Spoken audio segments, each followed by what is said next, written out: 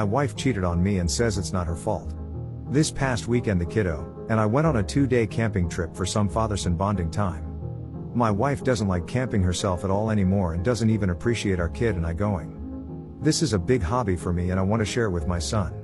Usually we argue a lot about my trips, especially if I request to bring our child, but this time she was oddly cooperative about the whole thing, but still insisted she wouldn't join us.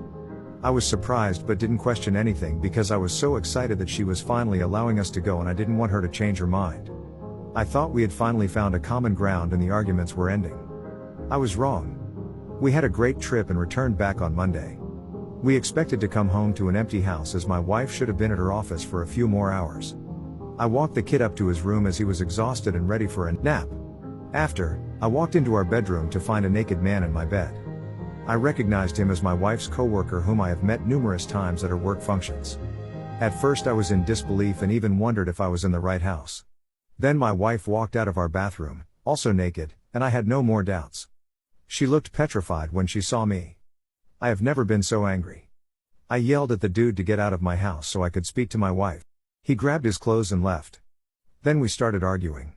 I never yell at my wife, we always want to keep things civil for our son, but I was so hurt I was screaming. Then my wife decides to get defensive, saying it's not her fault that I am barely around and camp so much, even though I hardly go on trips anymore because she doesn't like it. She says that's what drove me to do this, your neglect too. This family. I was in tears at that point. I just don't understand how her cheating could be my fault.